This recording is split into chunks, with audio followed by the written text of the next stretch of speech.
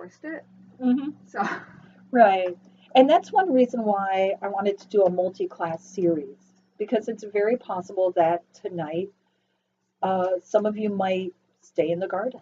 Some of you might actually get up the stairs but can't figure out how to open the door. You know, wherever you are, enjoy the experience where you are and don't worry about where you're supposed to be. That being said, of course, some of us are visual people, some are auditory, some feel like I have zero connection. I just close my eyes, I see black, and I don't know what you're talking about.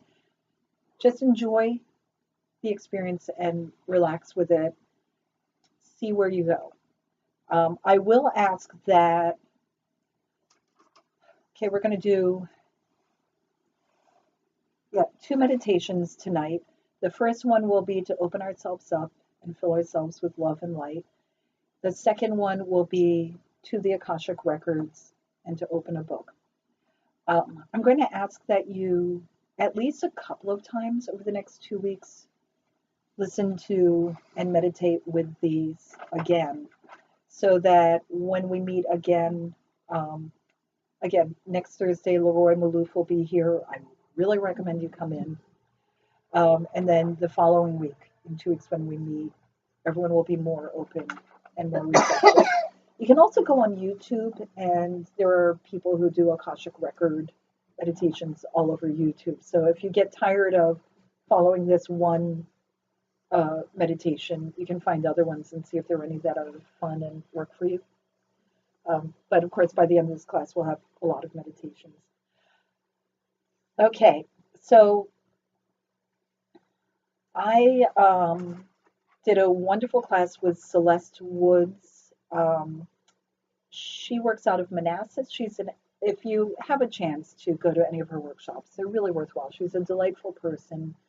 If any of you ever saw the TV show Monica the Medium, Celeste was Monica's mentor before Monica went on to become a TV star, college student, psychic medium. It's a reality TV series, but she's adorable. She walks up to people in grocery stores and says, I have a message for you from someone, you know. I never knew so many girls in college whose mothers had died until I saw Monica the Medium, and it seems like everywhere she goes, there's a teenage girl whose mother died. But her techniques are great. This girl is in and out of the Akasha all the time, and actually, and she's a very darling young woman. So if you ever want to see like little examples of this at work, that's a fun show to watch. Celeste was her mentor. I've seen Celeste at work a few times. She's just so open, and she's got a great sense of humor. Two things that I adore. She did an Akashic Record workshop that I attended. And again, it was across the board on who got how far with the records. Since it was a beginner's workshop and I'm pretty comfortable with the records, I went fully into my life. So she did the traditional Linda Howe method of going through the garden, body of water, up the stairs, through the giant doors. I sat down and someone put the book in front of me. The first thing you do is look at the cover of the book. Every time you go in the records, the cover of the book will be different. Just as, you read two books, the covers are going to be different. And every time you go in, if you're going into a different life, you're going to have something on the cover that will be indicative of the life you're going into. It may not make much sense to you before you go in. And then you experience the life. In this life, I looked at the cover, and it was a lot of flames, a lot of fire. And I went into the book, and I was a young woman it was the time of Henry VIII in England, and I was a milkmaid. I was my father was in charge of the cows. I worked in the creamery of an estate. The son, it was like the middle son of the lord who owned the estate, basically raped me And then we started having a rampant affair. Um, so while I was watching this life, I was at one point watching it as though I'm sitting in the corner of a room or sometimes in the air above. At sometimes the me who was that woman was beside me talking with me, like we're chatting about the life while we're watching it. And there were times when I was actually in the woman living the life. So I was basically being all three of us at once. And the girl living the life, and all three of us were aware of each other at once, but predominantly I was me watching everything. So just be aware that when you go into your review in your life, you may be moving around, or it can be a little. Wait, where am I? Am I in me? Am I in her? Am I whatever? Now I'm up in the clouds. Now I'm on Earth. Um, so anyway, she became pregnant, and when her father discovered she was pregnant, like everyone abandoned her. And when her father discovered she was pregnant, he literally beat her within an inch of her life. It was like March, I think. So there was a lot of snow and ice, and it was like raining, frozen rain. And he literally whipped her. So her clothing was in tatters and she was barefoot. And he kicked her, like literally with his foot, kicked her out of the door into the mud. And everyone had their doors open watching, and everyone slammed their doors shut. And she was like, everyone turned their back on her. And she was like ripe with pregnant. So barefoot in the frozen mud, she wandered down to, there was some woods with a creek. And she lived down there for like several days, just like scrounging and shivering until she gave birth, like right next to the creek. And the baby was a stillborn. And she had to cut the umbilical cord with a sharp rock. And then she buried the child and took the same rock and tried to slash her wrists, but she couldn't. And so she just started walking, and she ended up at the doors of a convent. And by then the sun had come out, and she was, she wasn't as cold, but she was just absolutely bedraggled. And with her last energy, she knocked at the door, and this nun opened the door. And it was so interesting watching, because then the nun started talking to me at the same time.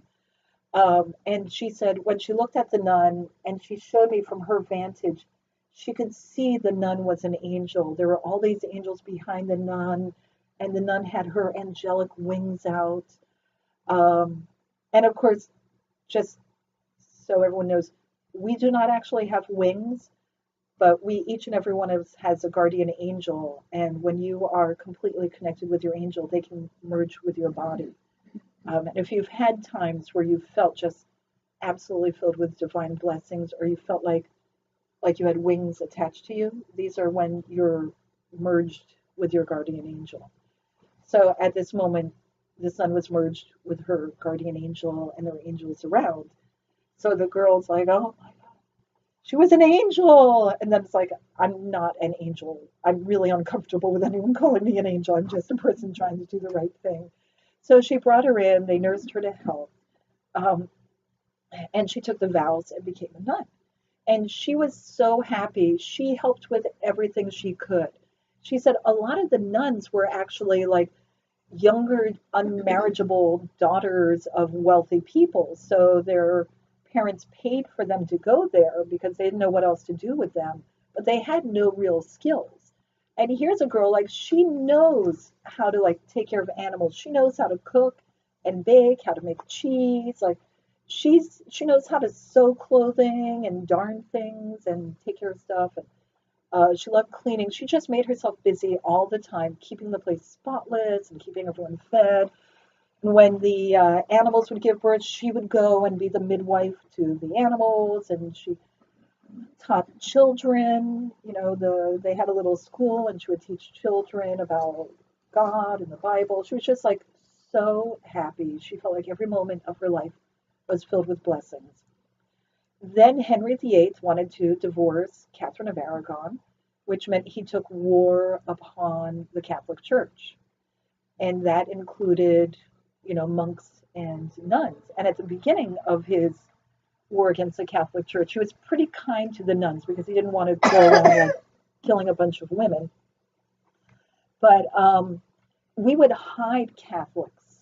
Like when they would come, like Henry VIII destroyed his country. He basically took war on his own subjects and the villages. He burned villages down. He just sent his army in and they were like killing people and burning stuff, all so that he could destroy the connection of the Catholic Church, which meant people had to go into hiding and we would hide them.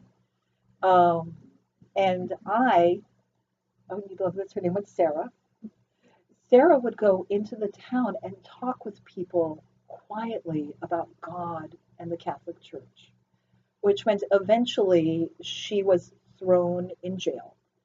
And she was kept in this nasty cell for a very long time with just a very tiny window really high up, but that was all she needed because she could look out the window and see the light and she knew God was there.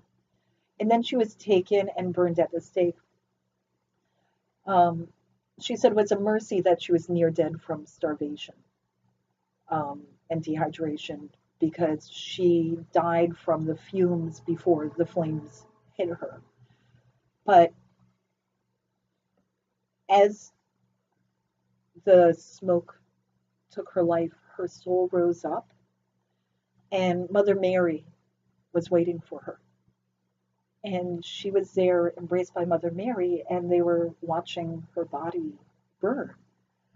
And all around were like the local village people watching, many of whom were the people that she had been protecting and inspiring. They weren't there to like throw things at her, they were there out of respect.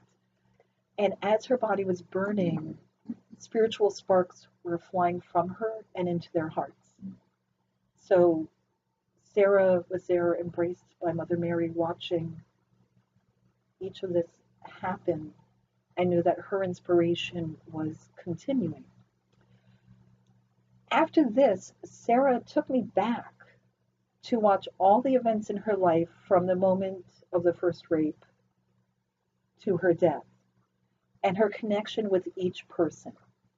What you would think was the worst thing in her life. You know, being a young, naive, I think she was 12-year-old girl getting brutally raped and you know, and then becoming a wanton slut. And feeling so embarrassed by that, but driven by a devil within her she couldn't contain, she showed how this was actually a contract between them, that this would happen. And then her father brutally beating her was not a contract. Her father was off his path.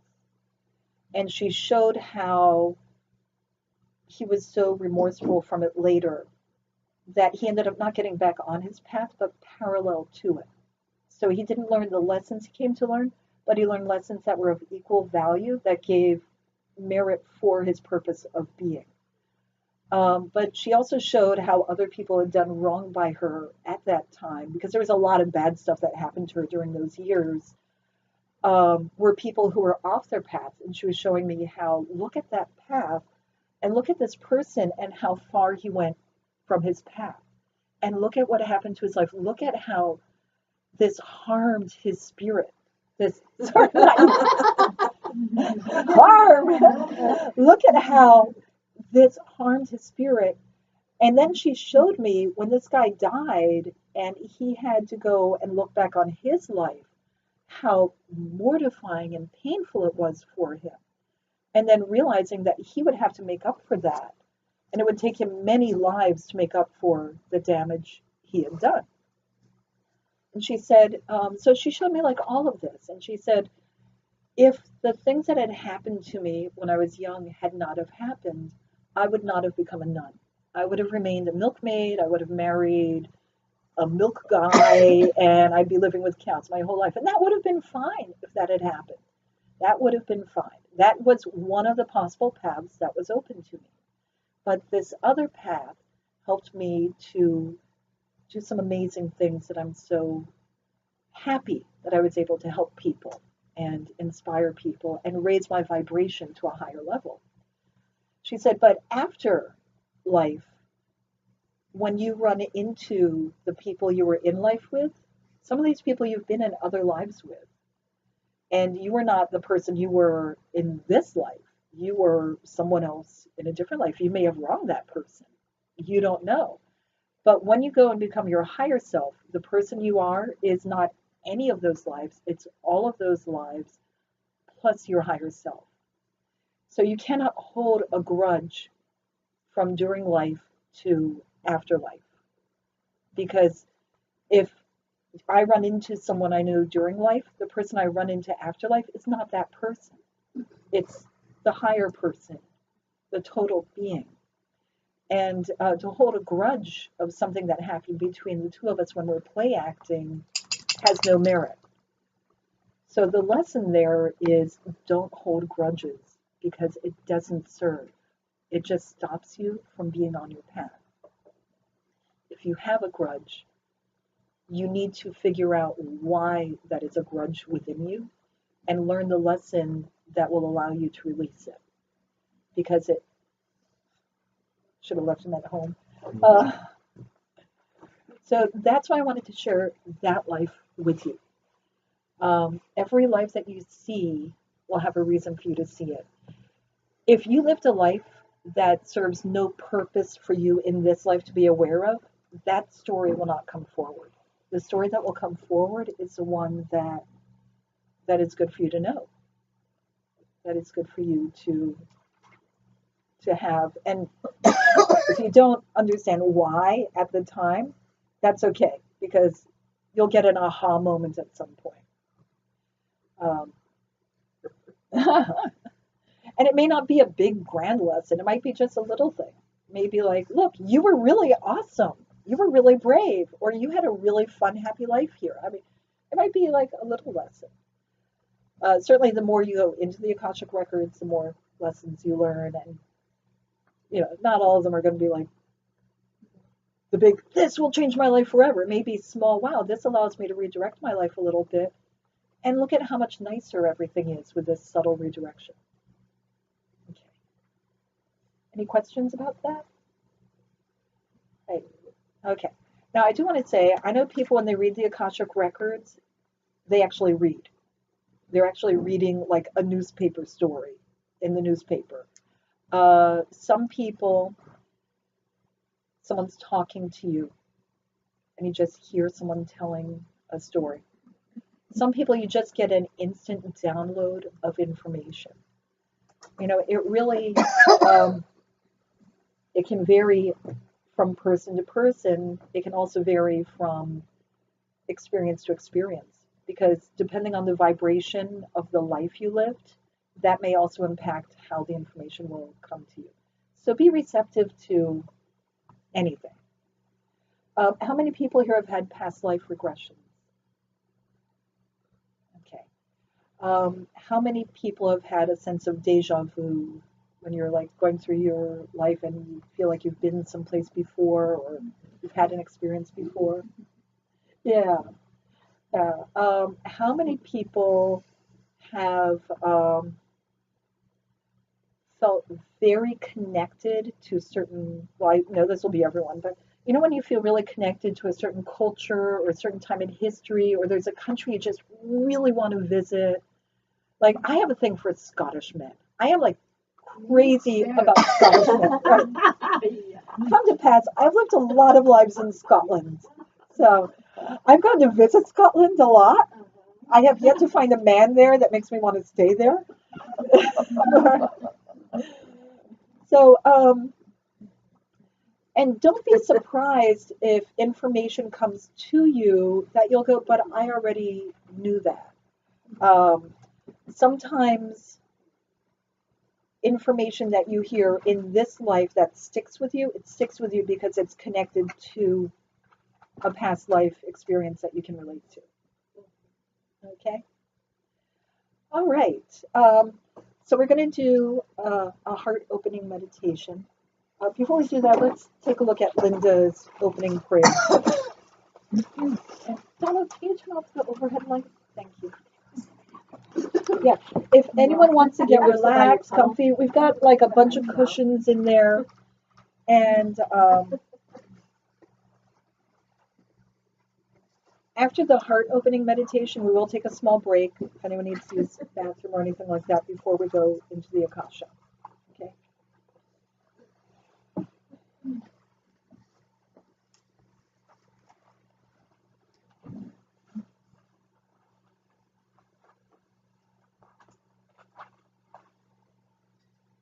You know, we'll do the heart opening meditation first, and then we'll read Linda's at the end of the heart opening.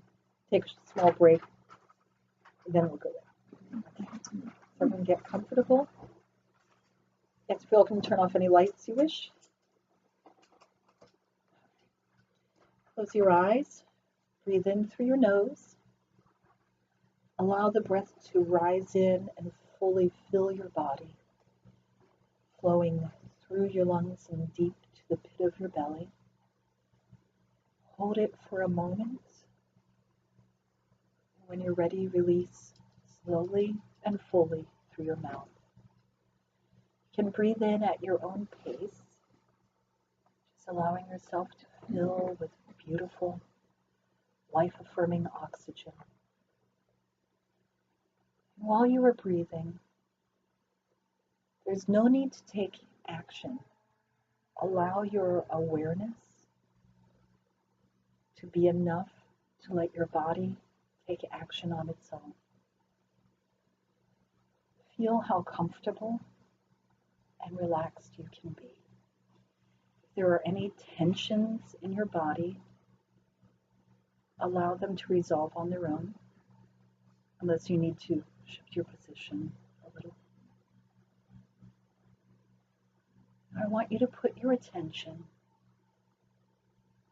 to the top of your head. Again, if there's any tension in the top of your head, or your forehead, or your neck, allow your awareness of this to be enough for any issues to resolve themselves on their own. And just focus on the top of your head. All of your awareness is on the top of your head. Notice how it feels.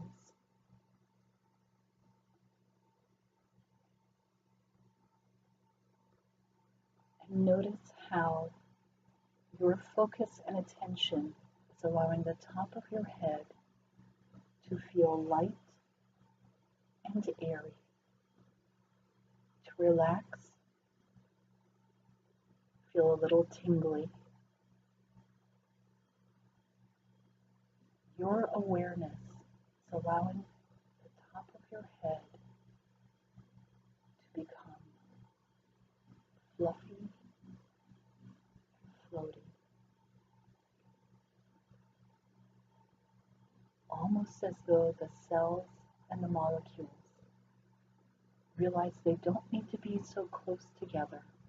It's okay for them to subtly drift apart.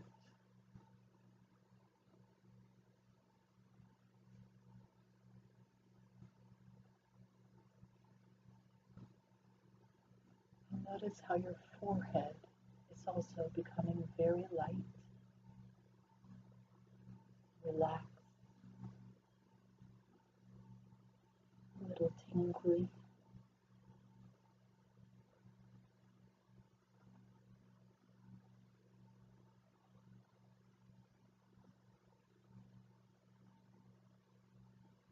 Allow the top of your head to keep relaxing, feeling as though it is opening up, expanding, becoming so relaxed, it's even beginning to float away.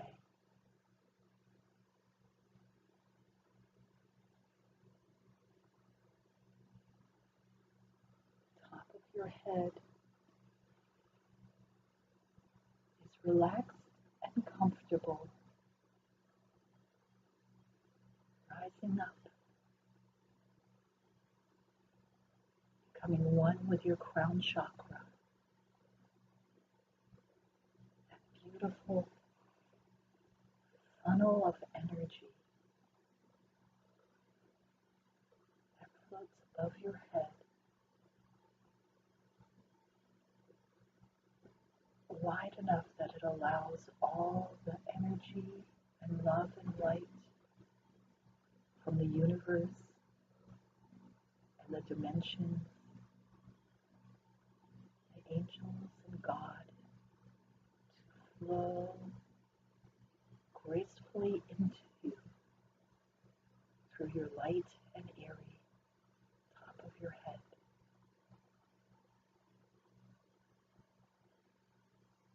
You may feel as though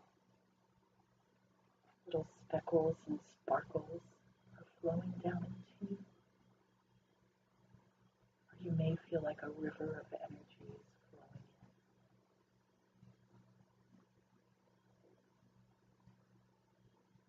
in. The more you relax the top of your head, the wider your crown chakra grows to capture more and more divine energy to flow into you, down through your being. Energy flowing and swirling through your mind, flowing down through your neck, filling your throat chakra, flowing down, swirling around your heart, filling your lungs, filling your solar plexus chakra, going down to your belly, filling your sacral and your root, flowing down your legs, your ankles and your feet, deep into Mother Earth. You are a living conduit of energy, direct from Source, from God and the angels, all dimensions, flowing through you, through the top of your head, through your entire being, deep into Earth.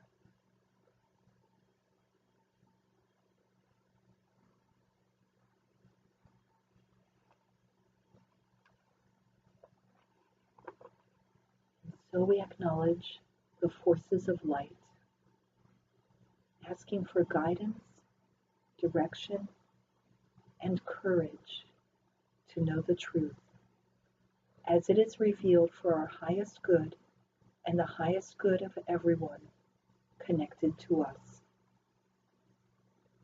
O Holy Spirit of God, protect me from all forms of self-centeredness and direct my attention to the work at hand.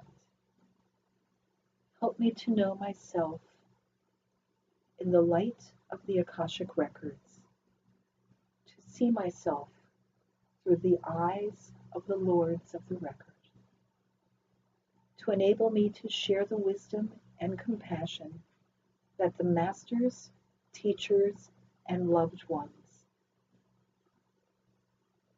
have for me.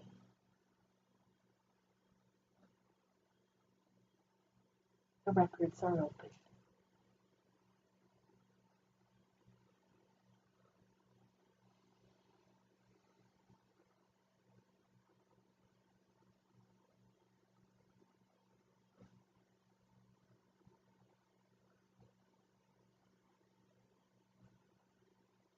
This feeling of energy you have flowing through you, and this connection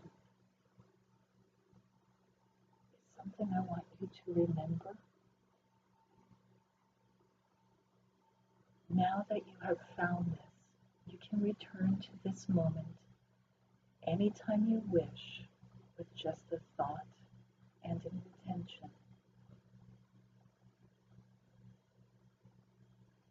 We're going to return to this space now, but remember this feeling so that you can reclaim it at any moment. But for now, return to this room and open your eyes.